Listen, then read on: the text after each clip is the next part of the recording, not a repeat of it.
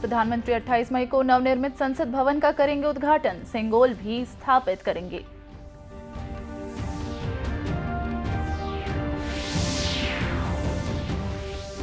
G20 anti corruption working group की दूसरी बैठक उत्तराखंड में, लिंग और भ्रष्टाचार विषय पर हुई चर्चा।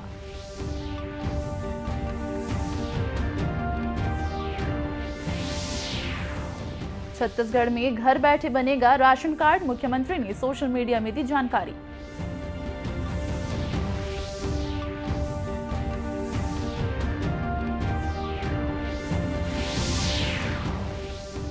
छत्तीसगढ़ के खुलेंगे 24 खेलो इंडिया सेंटर, खेल संचालनालय और भारतीय खेल प्राधिकरण के बीच हुआ MOU।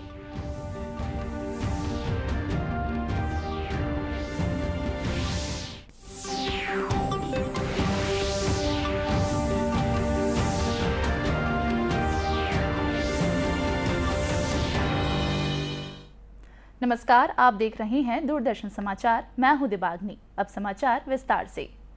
प्रधानमंत्री नरेंद्र मोदी 28 मई नई दिल्ली में नवनिर्मित संसद भवन का उद्घाटन करेंगे। इस दौरान प्रधानमंत्री सेंगोल को ग्रहण कर नए संसद भवन में स्थापित करेंगे।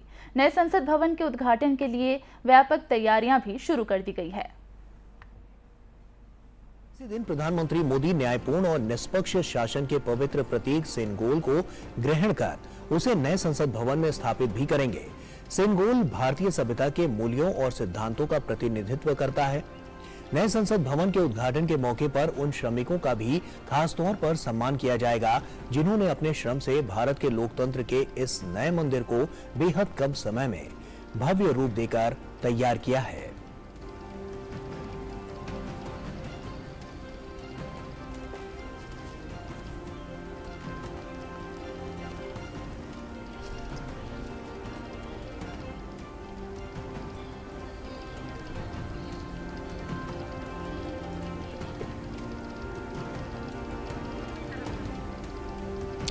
तो 28 मई को नवनिर्मित संसद भवन का उद्घाटन होना है, जिसको लेकर तमाम तैयारियां साफ तौर पर नजर आ रही हैं। और सेंगोल को लेकर भी आपको बता दें कि सेंगोल को ग्रहण कर नए संसद भवन में स्थापित करेंगे प्रधानमंत्री नरेंद्र मोदी। और सेंगोल के साथ जो हमारी सभ्यता और परंपरा जुड़ी हुई है उसको भी देखते हुए काफी महत्वपूर्ण ये पूरा क्षण होगा जब प्रधानमंत्री सेंगोल को ग्रहण कर नए संसद भवन में स्थापित करेंगे। तो ऐसे में तमाम तैयारियां 28 मई के लिए नवनिर्मित संसद भवन का जो उद्घाटन समारोह है उसके लिए शुरू हो चुकी है। G20 anti corruption working group की दूसरी बैठक आज उत्तराखंड में टिहरी जिले के नरेंद्रनगर में आयोजित की गई। इस बैठक में लिंग और भ्रष्टाचार के विषय पर चर्चा की गई। केंद्रीय विदेश और संस्कृति राज्य मंत्री मीनाक्षी लेखी ने अपने संबोधन में कहा कि एक अच्छी सरकार की परिभाषा उसके द्वारा अपने लोगों के लिए किए गए कल्याणकारी कार्यों से निर्धारित होती है। लेखी ने जनधन खाता, मुद्रा योजना, आयुष्मान भारत, DBT के साथ साथ महिला सशक्तिकरण जैसे योजनाओं के माध्यम से भ्रष्टाचार को खत्म करने के लिए भारत सरकार के प्रयासों पर चर्चा की। इस दौरान स्व सहायता समूह की रजनी रावत ने खुशहाल उत्तराखंड में स्व सहायता समूह की सफलता से अवगत कराया। उन्होंने बताया कि राज्य के ग्रामीण क्षेत्रों में महिलाएं स्व सहायता समूह के माध्यम से आर्थिक रूप से सशक्त हो रही है। वहीं G20 देशों के विदेशी प्रतिनिधियों ने भ्रष्टाचार के खिलाफ समाज में जागरूकता पैदा करने की आवश्यकता पर बल दिया और कहा कि महिलाएं इस दिशा में महत्वपूर्ण भूमिका निभा सकती हैं। उन्होंने कहा कि हर क्षेत्र में महिलाओं की भागीदारी बढ़ाने की जरूरत है। आयोजन के दौरान भ्रष्टाचार रोकने और महिला सशक्तिकरण के लिए भारत सरकार द्वारा की गई विभिन्न पहल पर लघु फिल्में भी दिखाई गई। छत्तीसगढ़ में राशन कार्ड बनवाने के लिए अब सरकारी कार्यालयों के चक्कर काटने की जरूरत नहीं पड़ेगी। राज्य सरकार ने लोगों के लिए घर बैठे राशन कार्ड बनवाने की सुविधा शुरू कर दी है। मुख्यमंत्री भूपेश बघेल ने खुद ट्वीट कर इसकी जानकारी साझा की है। बताया गया है कि राशन कार्ड बनाने की सुविधा भी मितान योजना में शामिल करने का फैसला लिया गया है। इसके लिए लोगों को 14545 नंबर पर फोन लगाना होगा, जिसके बाद प्रतिनिधि मितान आपके घर पहुंचेगा और फिर जरूरी दस्तावेज लेने के बाद राशन कार्ड घर पर ही मिल जाएगा।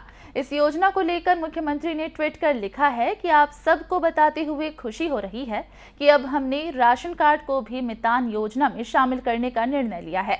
घर बैठे कॉल करें और मितान बुलाएं, घर बैठे ही बन जाएगा आपका राशन कार्ड। दरअसल प्रदेश के 14 नगर निगमों में शुरू किए गए मितान योजना में राशन कार्ड बनाने के लिए लोगों को टोल फ्री नंबर में कॉल करना होगा। इसी नंबर पर मूल निवासी, जाति प्रमाण पत्र जैसे दस्तावेज बनाने की सुविधा घर बैठे मिलती है। जानकारी के मुताबिक राज्य सरकार के द्वारा कराए गए सामाजिक और आर्थिक सर्वेक्षण में ऐसे लोग सामने आ रहे हैं जिनका अब तक राशन कार्ड नहीं बन पाया है, और कुछ लोग ऐसे भी हैं जो बीपीएल की पात्रता रखते हैं लेकिन उन्हें एपीएल कार्ड ही मिल पाया है। ऐसे में जनता की सुविधा को देखते हुए ये व्यवस्था मुख्यमंत्री के निर्देश के बाद शुरू कर दी गई है। मुख्यमंत्री भूपेश बघेल गुरुवार को जगदलपुर के शहीद गुंडाधुर कृषि महाविद्यालय और अनुसंधान केंद्र कुम्हरावंड में आयोजित संभाग स्तरीय एक दिवसीय कार्यशाला में शामिल हुए।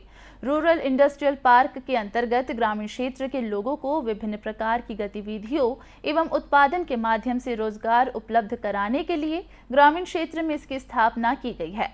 मुख्यमंत्री ने कहा कि रीपा के जरिए ग्रामीण क्षेत्रों में रोजगार के अवसर सृजित किए जा रहे हैं। अब युवाओं को काम की तलाश में बाहर जाने की जरूरत नहीं होगी।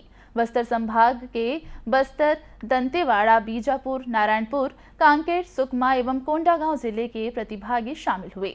मुख्यमंत्री ने रीपा से जुड़े महिला स्व सहायता समूह को आत्मनिर्भर बनाने की दिशा में किए जा रहे प्रयासों की सराहना की। बस्तर संभाग के सभी 32 विकास खंडों में कुल 64 रीपा स्वीकृत किए गए हैं।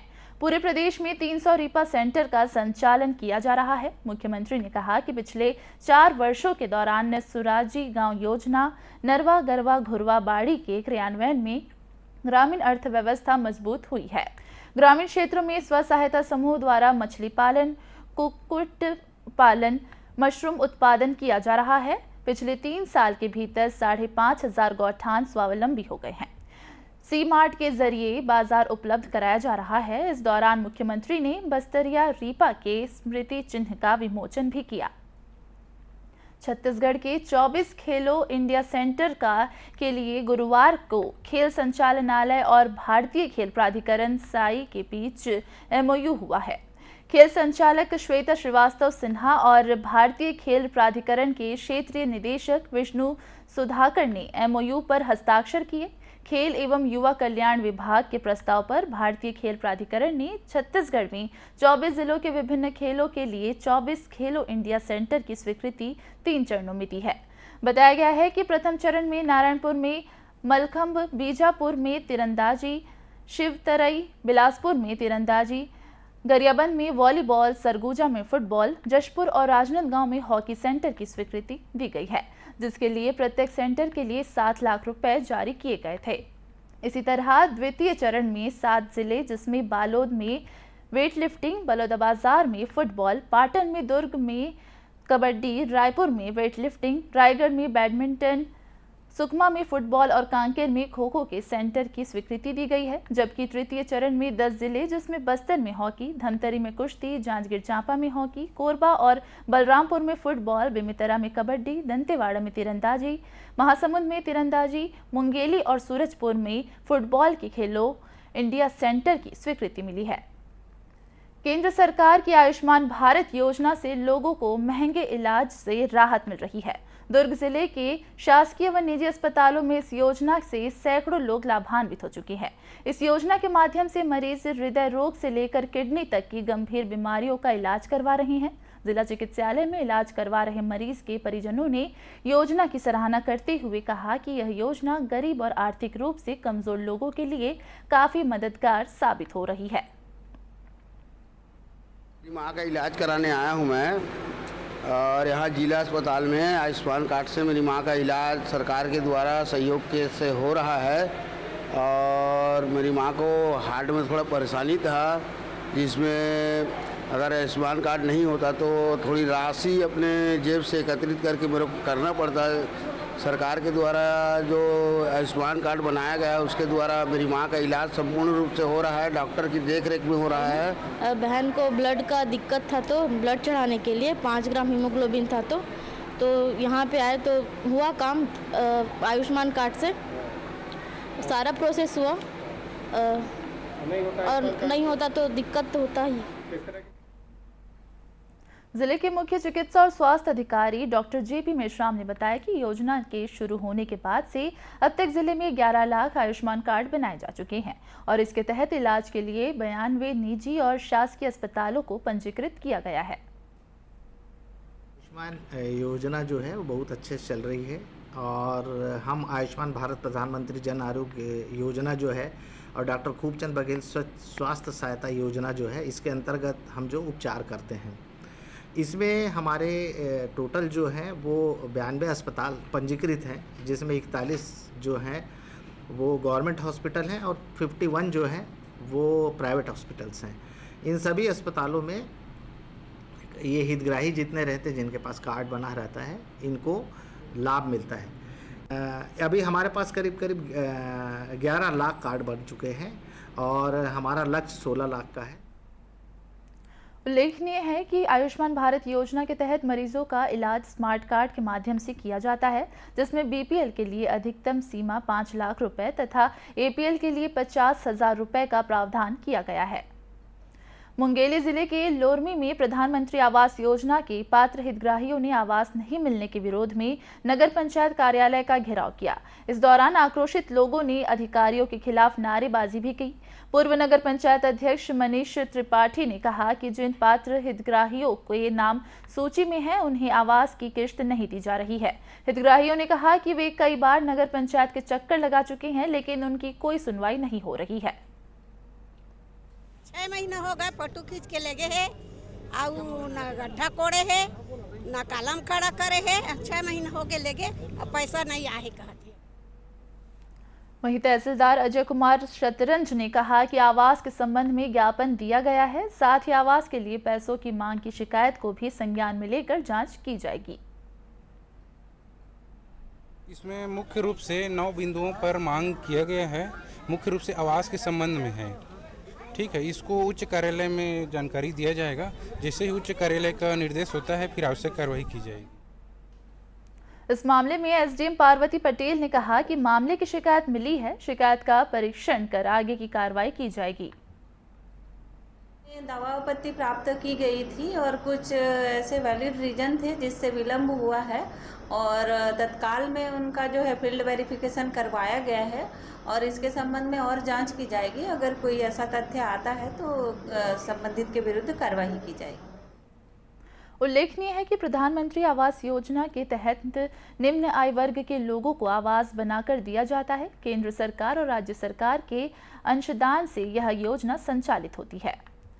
छत्तीसगढ़ में तेज गर्मी का असर जारी है। नौतपा के पहले दिन तेज गर्मी ने लोगों की बेचैनी बढ़ा दी थी। प्रदेश का अधिकतम तापमान 45 डिग्री सेल्सियस से अधिक रिकॉर्ड किया गया था। मौसम विभाग ने जहां जांजगीर चांपा जिले में हीट वेव की चेतावनी जारी की थी, वहीं रायगढ़, महासमुंद, मुंगेली में लू जैसे हालात बन गए थे। वहीं नौतपा के दूसरे दिन के लिए मौसम विभाग ने चेतावनी जारी करते हुए कहा कि राज्य सरकार के कुछ हिस्सों में 30 से 40 किलोमीटर प्रति घंटे की रफ्तार से हवा चल सकती है। बताया गया है कि प्रदेश में 3-4 दिनों तक यह स्थिति बनी रहेगी, लेकिन तेज गर्मी का असर जारी रहेगा और आज प्रदेश का अधिकतम तापमान 43 डिग्री के आसपास पहुंच सकता है। मौसम विभाग ने चेतावनी दी है कि देर शाम या रात में तेज गर्जना के साथ कहीं कहीं हल्की बारिश हो सकती है। दूरदर्शन केंद्र रायपुर से प्रसारित होने वाले प्रादेशिक समाचार को आप YouTube पर भी देख सकते हैं। हमारे YouTube channel Chhattisgarh DD news पर प्रादेशिक समाचार उपलब्ध रहेगा। YouTube चैनल का लिंक और QR कोड आप स्क्रीन पर भी देख सकते हैं। अपने एंड्रॉयड फ़ोन से QR कोड स्कैन कर आप छत्तीसगढ़ DD न्यूज़ लिंक पर जा सकते हैं। इसके अलावा छत्तीसगढ़ DD न्यूज़ फेसबुक और ट्विटर पर भी उपलब्ध है। इसी के साथ आज का समाचार समाप्त हुआ। नमस्कार।